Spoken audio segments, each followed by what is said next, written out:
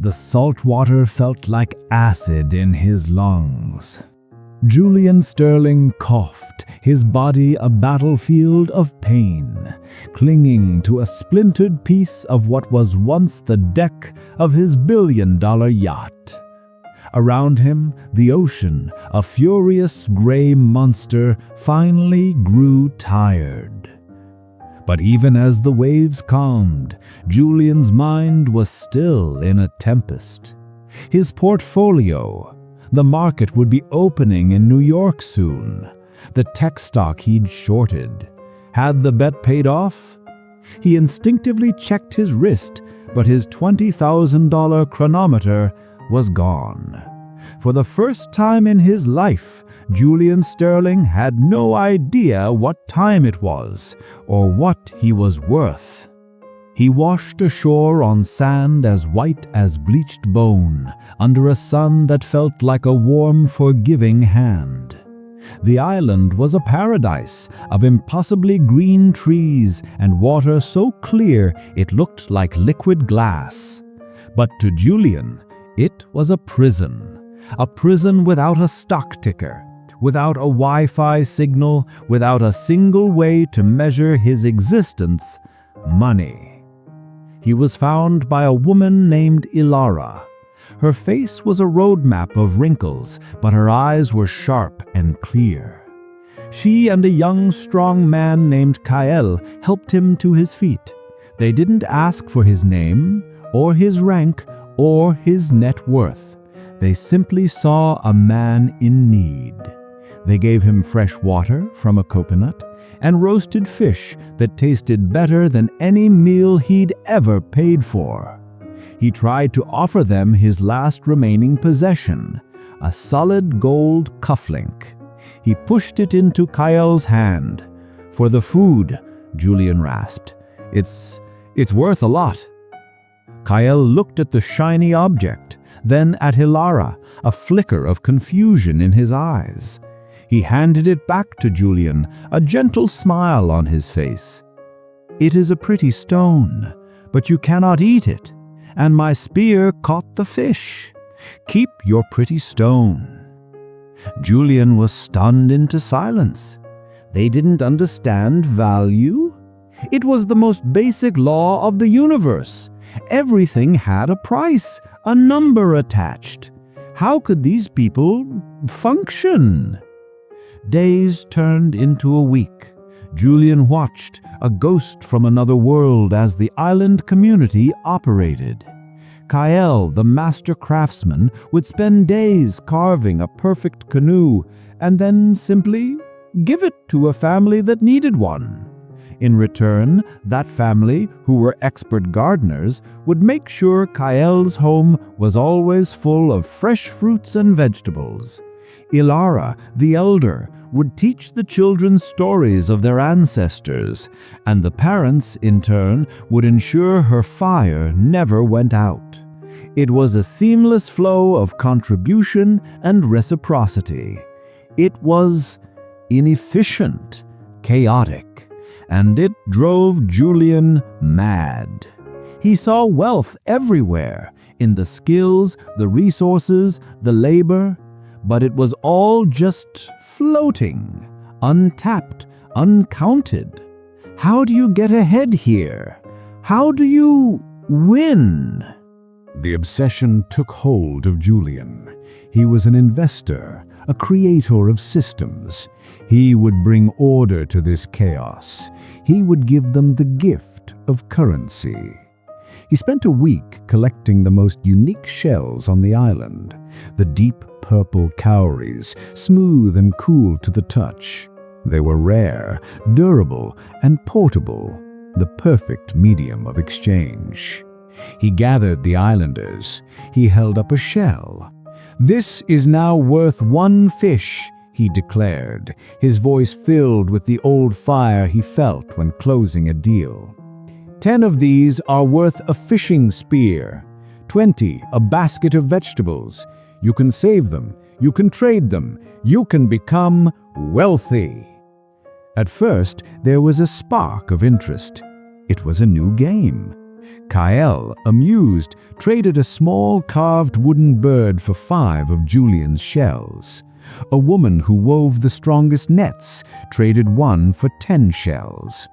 For a moment, Julian felt a surge of triumph.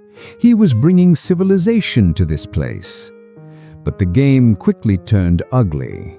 A dispute broke out when one man claimed his fish was larger and therefore worth 2 shells, not 1. Children who once played together began hiding their shell collections from each other. Kael, who had always shared his craft freely, was now hesitant. "Should I teach the boy how to carve?" he asked Ilara one evening. "If he can make his own birds, my shells will be worthless." The community, once a living organism of trust, began to seize up. Hoarding replaced sharing. Suspicion replaced trust. The breaking point came when Julian found 2 men in a heated argument, almost coming to blows over a single dropped shell. Ilara found him there, watching the poison he had introduced do its work. Her calm, steady eyes held no anger, only a deep sadness. "You came from the sea," she said, her voice quiet but carrying the weight of generations, "and you brought its nature with you. A storm." "No," Julian protested, his voice weak. "I brought them wealth, a way to measure their work, to build something." "Build what?" Ilara asked, gesturing to the silent, distrustful faces around them. "An invisible wall between us?" "Julian, our wealth is not in things we hold. It is in the skill of Kael's hands. It is in the strength of the weaver's nets. It is in the knowledge I pass to the children. Our wealth is alive. It grows when it is shared, not when it is counted. Your shells are just empty houses, and now our people are starting to feel empty too." That night, someone quietly took all of Julian's shells and scattered them back into the ocean.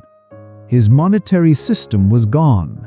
He had tried to make them rich, but he had only made them poor. Julian was an outcast. He was a man with nothing. Not a single shell to his name, and now not even the respect of the islanders. For the first time, true fear set in.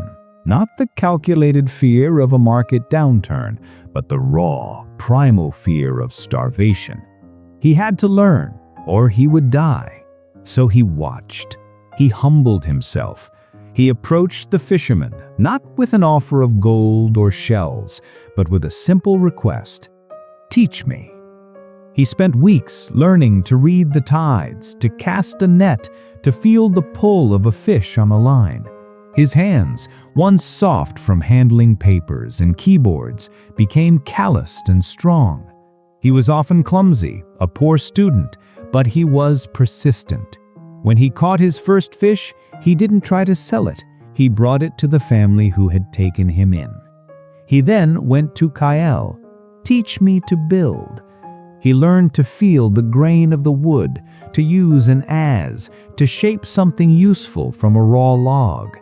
He helped repair a roof damaged in a storm. In return for his labor, he wasn't paid. He was included.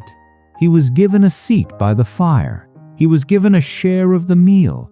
His payment was belonging.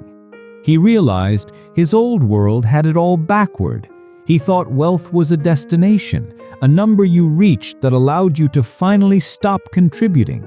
Here, wealth was the contribution itself. It was the ongoing process of being a valuable, integrated part of a community. His true assets weren't stocks or bonds, but the skills he was slowly, painfully acquiring. One day, a ship appeared on the horizon.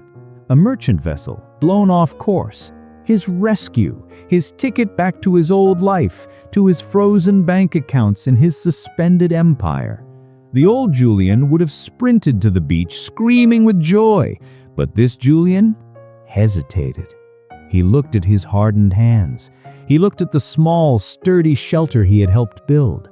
He saw Elara smiling at him from across the village. He wasn't Julian Sterling, the titan of finance, anymore. He was Julian, the fisherman, the builder, the man who was, for the first time in his life, genuinely secure. Julian thought wealth was a number, a figure on a screen that could vanish in a storm. On the island, he learned that true wealth is resilient. It's not what you have, but what you can do and who you can count on. It's the portfolio of skills you build, the network of relationships you nurture, and the contributions you make. This is the wealth that no market crash can ever take away. A lesson not just for a castaway, but for all of us navigating the turbulent seas of modern finance. If this story sparked a new thought about your own wealth, what it means, and how you're building it, then join our community of thinkers here at Money Minds Tales. Subscribe, and let's explore the true nature of a rich life together.